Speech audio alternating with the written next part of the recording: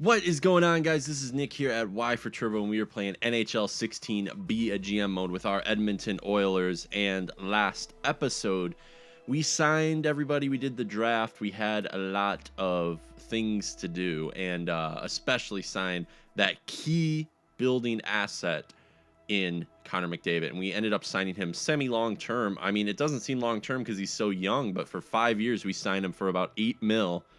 And I think that's a bargain because he's still growing. 5 years will take us up to when he's 26. And that's pretty cool. 5 more years of winning under that guy for $8 million. And we have disconnected from the EA servers again. Okay, so we are in free agency now. We had to actually separate the draft video from the free agency video just because of how intense this free agency is and what we can build and try to repeat. Dynasty. I keep saying that in the comments. Dynasty.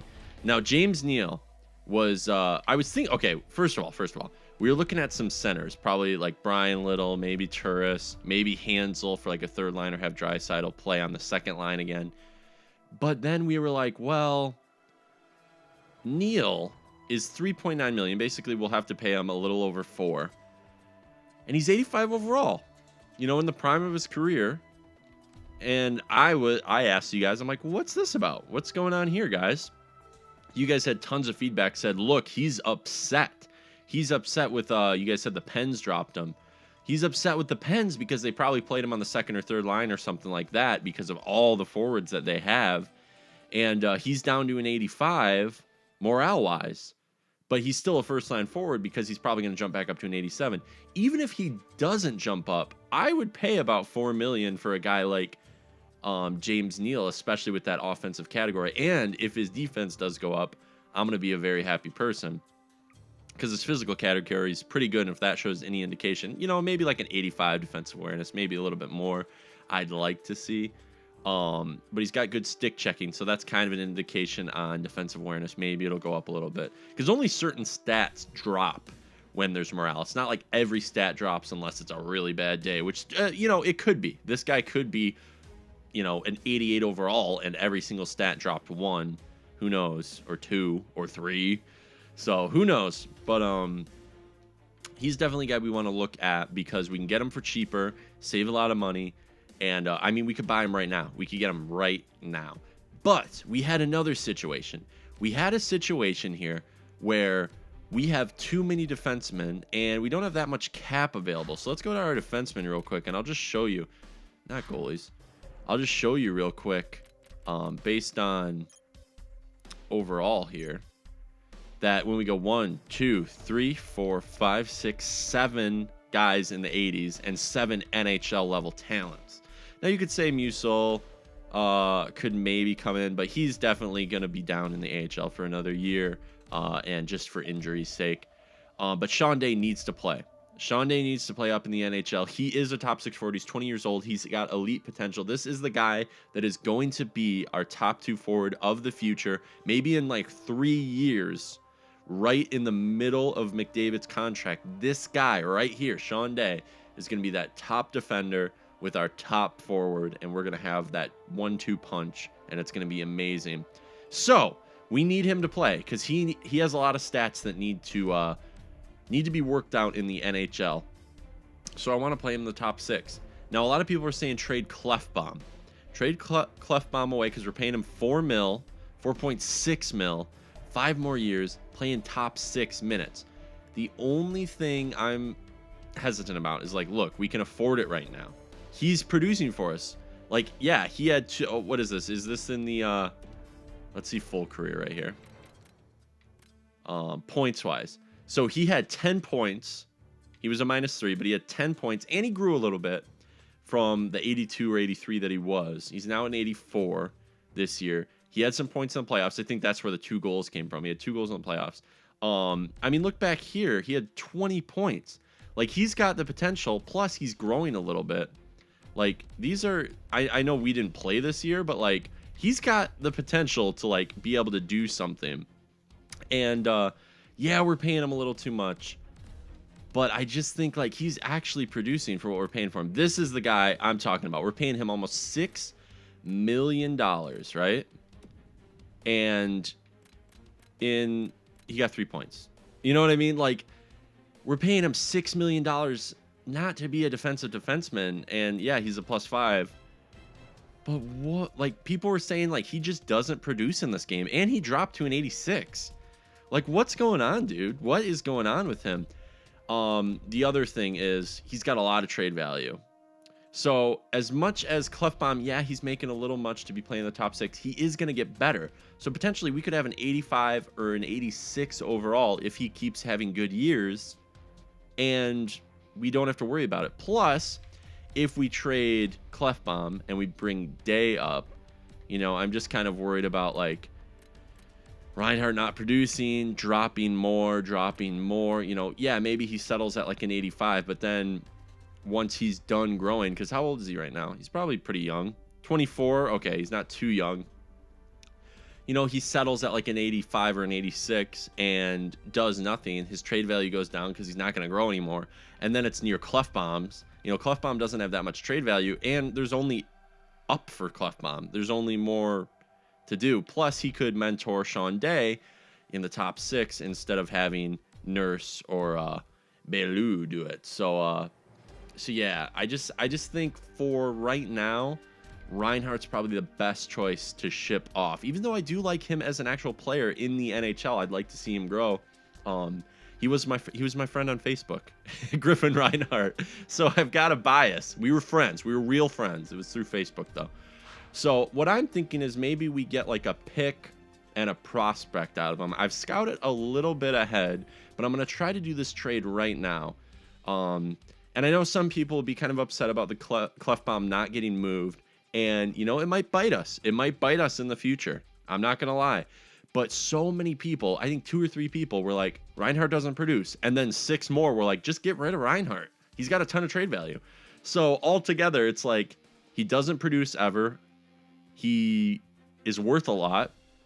And even when he was an 88 on the top line, getting all kinds of minutes on the power play, everything, he got 2 points all year.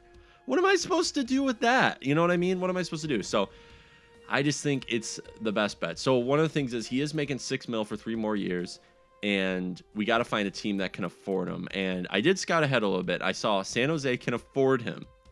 Now, what does San Jose want to give up? They don't want to give up any players, I don't think.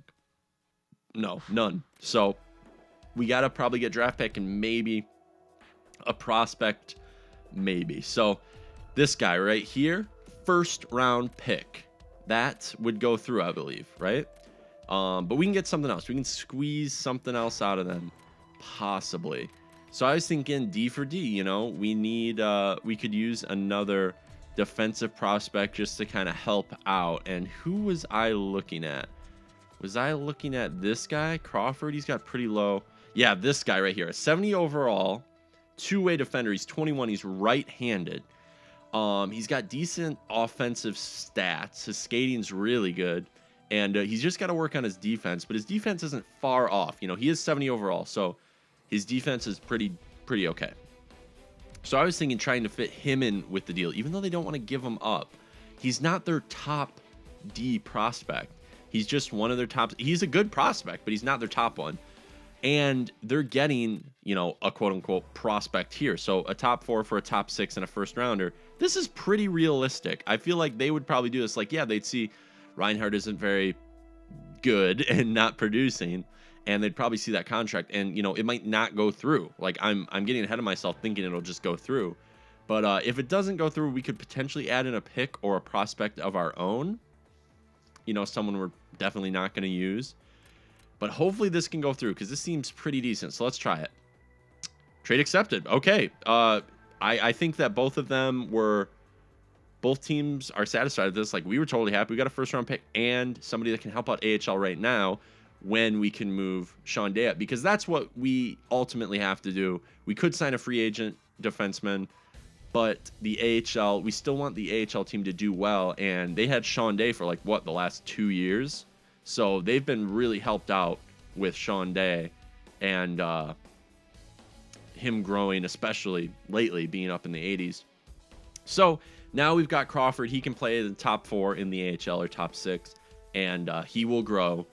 So that's pretty good. And we get rid of the big contract that Reinhardt had. A lot of people were calling for just shipping him off. We got rid of him. We got a first-round pick, and we got Crawford. So I think that's a pretty good trade. The biggest thing was I searched through the teams beforehand, and a lot of teams that potentially could have been worse teams that we could have gotten a better first-round pick for, you know, one that's higher up in overall, they didn't have cap room. And that's mostly it. Once you get into later years of GMOs, a lot of teams will overpay some players, and then they have these long contracts. They don't have enough cap room, and they're really shitty teams because they pay one player that's like 90 overall, and the rest of the team has to be in the like low 80s because they can't afford. You know, they pay somebody like 10 mil like Datsuk, and then yeah, you know, so. To a long-term contract. I mean, you know, we paid 10 mil to Datsuk, but not for long-term. So now we're in the situation. Let's just go to proposed trade just so we can see. We have 47 out of 50 contracts now, and let's just go through our forwards. So by overall here. So just so we can actually see who all is going to be here. So obviously 1, 2, 3. That's our top line. 4, 5, 6. 7, 8, 9, 10, 11, 12. So, as we can see, Lander will probably be in the AHL. Gordon will probably be helping us out, so that replaces that. We could put Rupert up there, but I think we're going to have at least McGinn is going to be scratched, and I think that's it. I'm pretty sure we'll have Clean Camera down in the AHL. Manberg could potentially help out here, but he's a minor scoring forward. I will play him in the minors.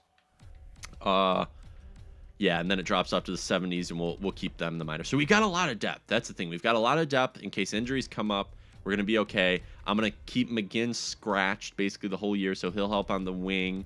Maybe we can sign like another defenseman just to be scratched all year, just so we don't have to worry about that and cap issues and stuff like that, because that's kind of what happened at the trade deadline last year. But I think we should pull the trigger. I think we should pull the trigger on Neil. I just think we could get a center. But, okay, let me look real quick. Let me just look real quick. I mean, we could pick up Hansel, you know, and then scratch another guy. But Draisaitl has had an amazing year on the first line, and I don't really want to move him from the wing. I kind of just want to trade him, or not trade him. Sorry, no, not trade Draisaitl. I want to change him to a right winger, so the chemistry is there. You guys were mentioning that, and I appreciate that. But I'm at centers. God, this game. It's just a little laggy, and it kind of gets me out of it.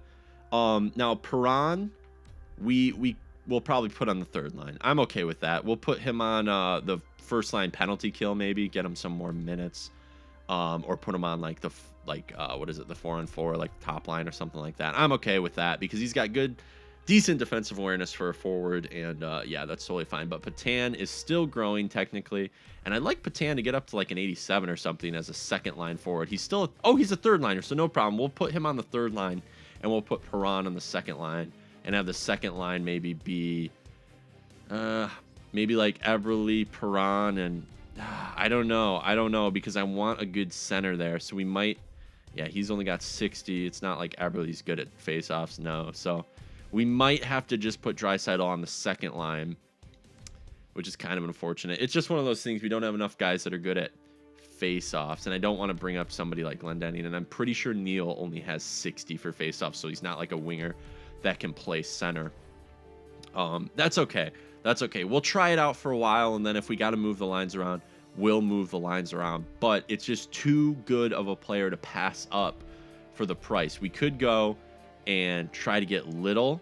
I mean, to me, this seems like a perfect option just because he is already a second line forward. He's a playmaker, which would be amazing for Eberle. But, oh, man, I just think that getting this contract is a better option, and then having Draisaitl play the first line power play maybe on the wing instead. Okay, yeah, let's do it. Let's go with Neil. This is going to be one of those decisions we have to look at down the road and see if this really did anything for us, because Little, He wants 3 years. A lot of teams are interested, but I just don't think that paying that much for a player for 3 years, it's tough. It's really tough because we're going to have to overpay because more teams want him. But his faceoffs are so good. Oh, and he's got good defense awareness. No. Let's just do it. Let's just do Neil.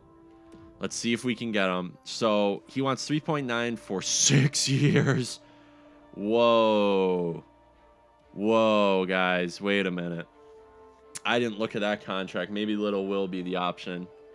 Oh, man. I know it's kind of cheap, but 6 years. We're looking at if we take the gamble and he actually is an 85 overall, which I know you guys have said. It's just his morale. Don't worry, Nick. It's just his morale. 6 years, though, guys. 6 years. And we're going to have to go up to like 4.25 or more because Minnesota's interested in him. Because if we go, like, what does he want for 1 year? Like 5 million. 5 mil for 2 years. Oh, man. This is rough. 3 years isn't too bad, but that would still be around 5 mil we'd have to pay. Even 4 years isn't too bad. Whoo, okay. I don't know about that, guys. I don't know about that. 6 years. I totally spaced on seeing that he wanted 6 right here. You see that? Okay. All right. Let's take a step back and think about this. Now, Little is expensive. We're going to have to pay him like $6.5 million for 3 years, and that's...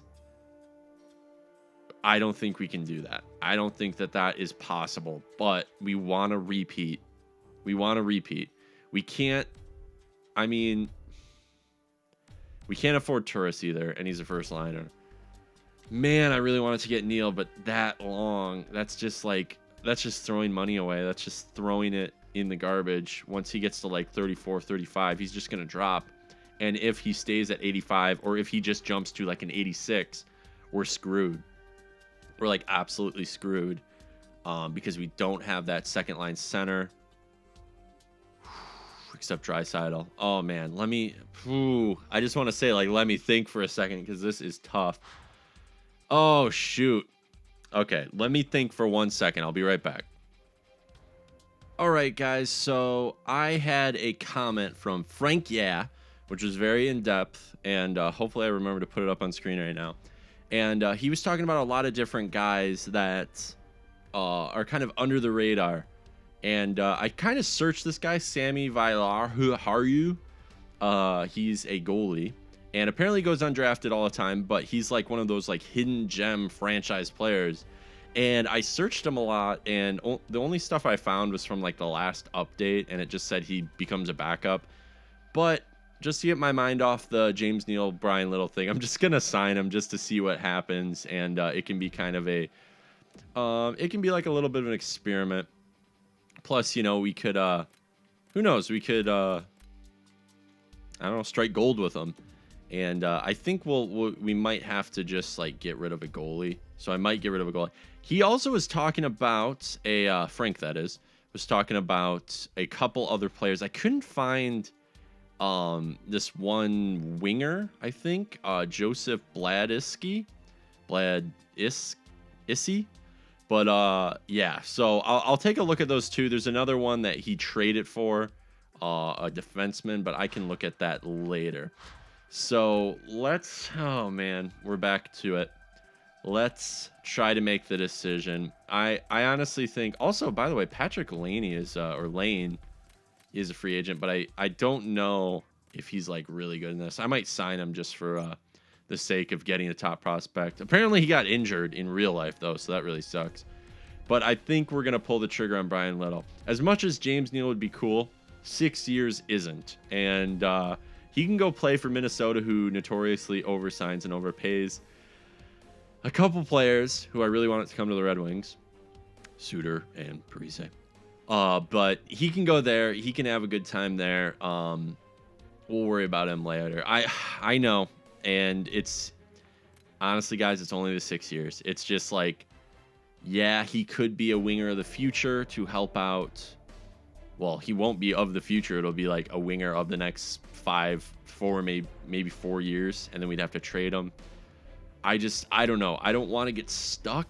You know, I don't want to get stuck with him. And Little, 3 years takes him to 33. He starts dropping at 34. I'm fine with that. 87, and he's the second liner. He can play in the center. Cool. Awesome. But he does have 2 teams going for him, so we're going to have to go up a little bit. Detroit wants him. Ooh. So what do you think I should do?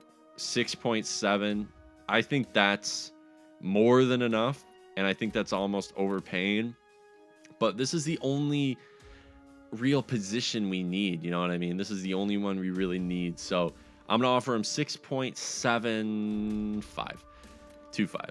7.5. We might get outbid. And then if we do get outbid, maybe we'll go for James Neal. And we just gotta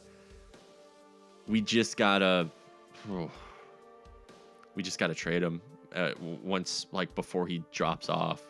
Hansel's always up in the air as well. No teams are interested, so we could potentially get him, have him play in the center on the second line, or maybe something, and look for another winger, you know, because there's Pie-RV and stuff like that. We could kind of figure it out. Maybe Patan plays on the second line.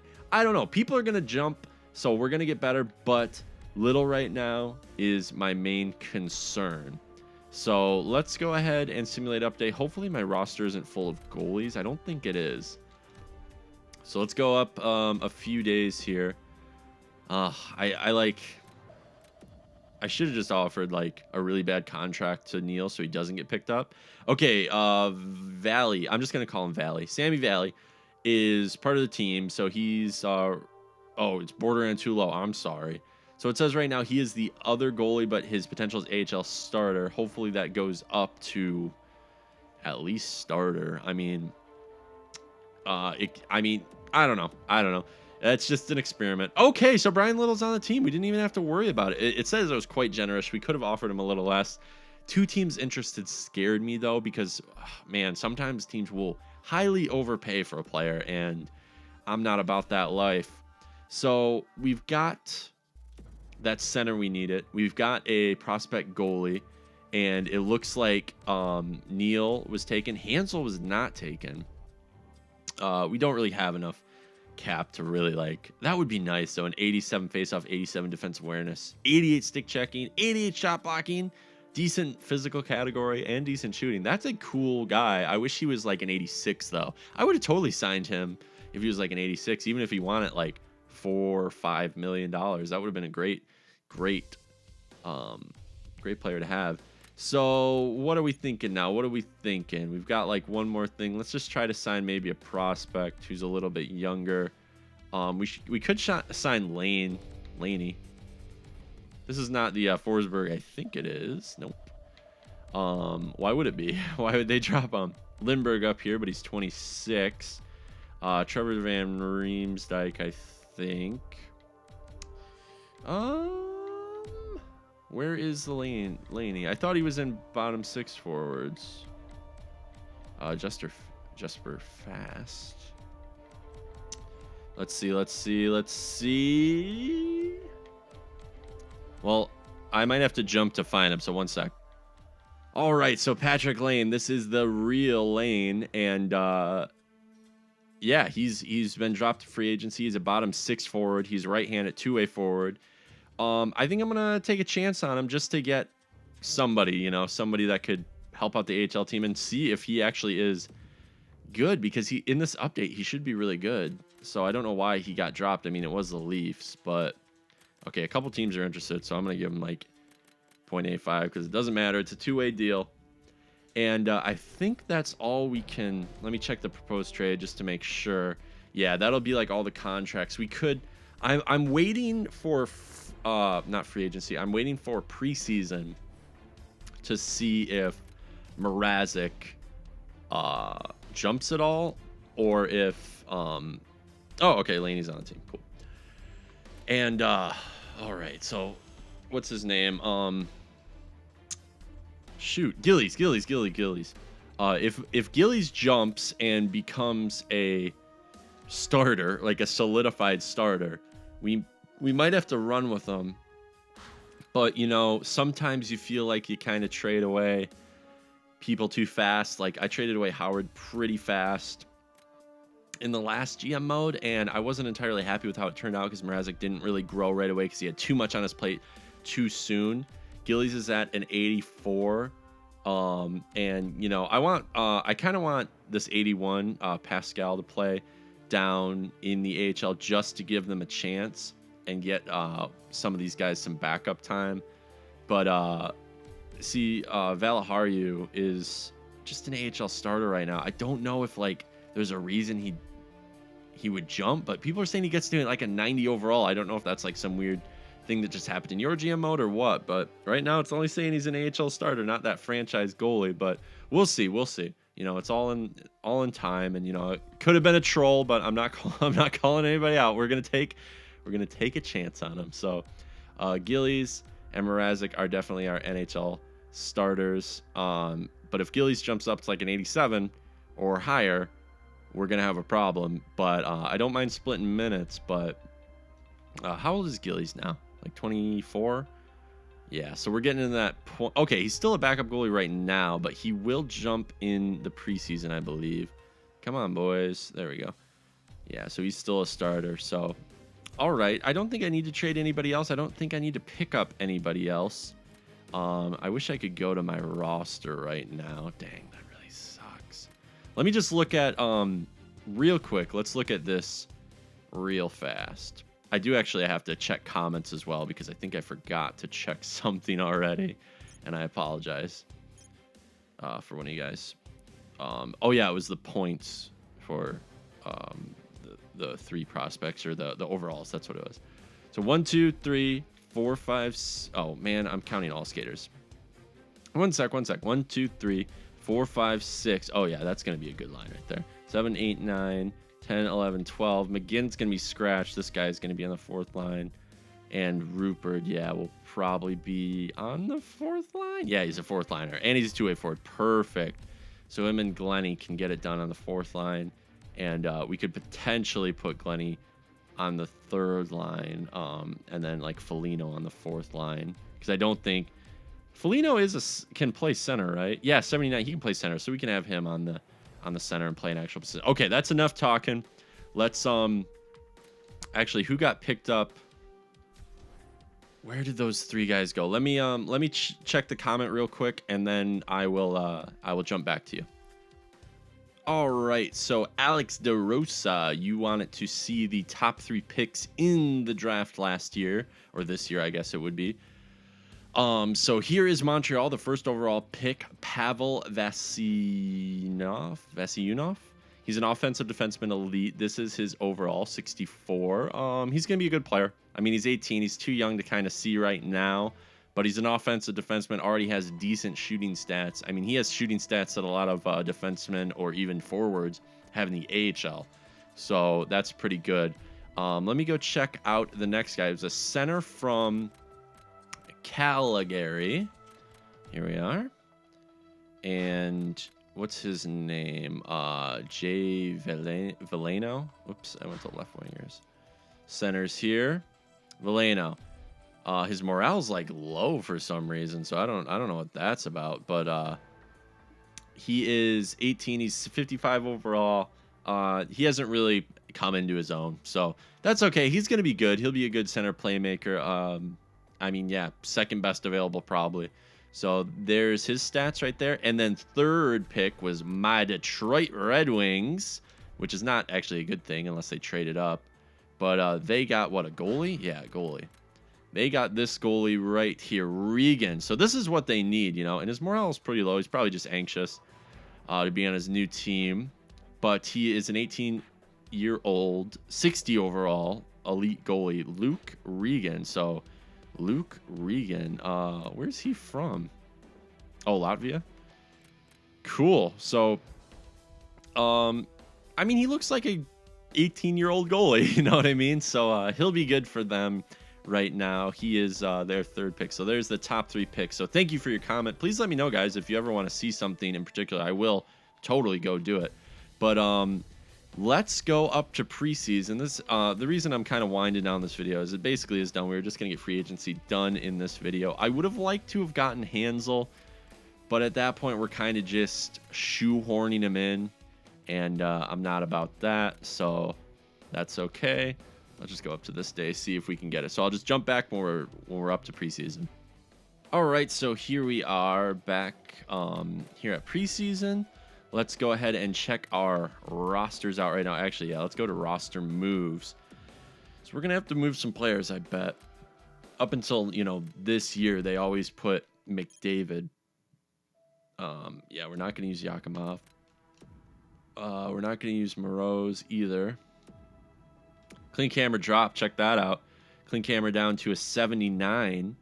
We are going to use Gordon, who's up in an 82, and I think the rest of the team is good. Let's see if we've got any big guns in the system, just in case somebody jumped heavily. Whoa! Yeah, Rupert. Hell yeah, dude. Oh, my God.